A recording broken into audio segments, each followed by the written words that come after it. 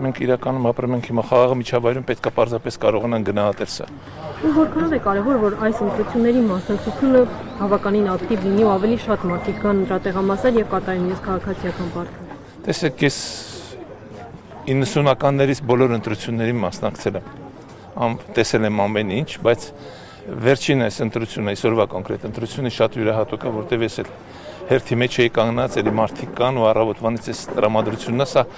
խոսում է դրա մասին, որ մարդիկ իրականում ցանկանում են, որպեսզի իրենց ձայնը հասանելի լինի եւ իրենց ձայնով օգնեն մեր պետության կայացմանը, այսպես եմ գնահատում։ Նույնը 90-ականներին էր առաջին ընտրությունը, երբ որ կարելի էս ողջավորությունը կար։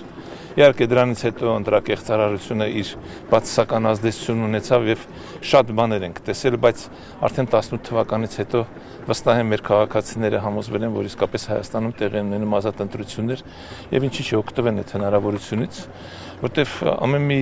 երկիր չի, ամեն մի երկրի քաղաքացի չի, որ իրան հնարավորություն է տալիս իշխանություն ձևավորել։ Ի վերջո մեր սահմանադրությունը դա է ասում, որ ժողովուրդն է ձևավորում իշխանությունը։ Կարծում եմ զգացողությունը կա եւ մարդիկ ինչ որ առումով նաեւ պատասխանատվության իրենց զգացողությունն է մեծացել, ինչի չգնանք մեր ձայնը չտանք, չէ՞ որ մենք ենք այդ իշխանությունը ձևավորում եւ առաջիկա 5 տարիների համար այդ իշխանության հետ պետք է աշխատենք։ Կարծում եմ այս մոտեցումն է, որ մարդկանց հիմա տներից հանել է եւ ընտրատեղամասեր են եկել մարդիկ եւ այն ինչ որ տեղի է ունենում շատ նորմալ, իսկապես ազատ ընտրություն է։ Մենք երազում ենք սրան հասնել մինչեւ 18 թիվը։ Մենք երազում ենք 12 թվականին, 2008-ին, 2003-ին, այն ինչ որ մենք տեսել ենք, մենք երազում ենք, որ մի օր կգա, որ իսկապես մենք կարող ենք ընտրությունը պարզապես սովորական գործընթաց քաղաքական լինի, որի մենք հիմա հասել ենք եւ սա էլ է ձեռք բերում, սա էլ պետք է գնահատենք։ Սա այս ընտրությունները, պարոն նախագահ, ձեզ կարող են բեկումնային լինել Հայաստանի Հանրապետության ապագայի մեջ։ Միանշանակ։ Սրանով նաեւ գիտեք վստահությունը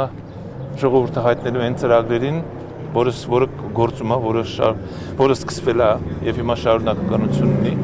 որը միտված է իրականում խաղաղության հաստատելու ոչ միայն մեր երկրում, այլև տարածաշրջանում եւ նաեւ սա հնարավորություն է տալու մեզ Հայաստանի Հանրապետության պարզապես մեր դիրքը տարածաշրջանում ավելի փոխել եւ ավելի ներկայանալի դառնալ։ Այն ինչ որ մենք հիմա այսօր կանք, դրա մեջ ենք։ Ասենք եթե մենք նայենք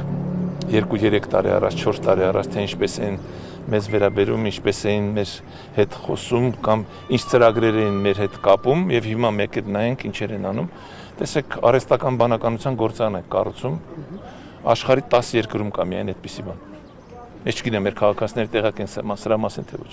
Աշխարհում ընդամենը 10 երկիր, որի ամենազարգացած երկրները այդպիսի հնարավորություն ունեն։ Եվ մեկ էլ Հայաստանը դառնում է այդպիսի մի երկիր։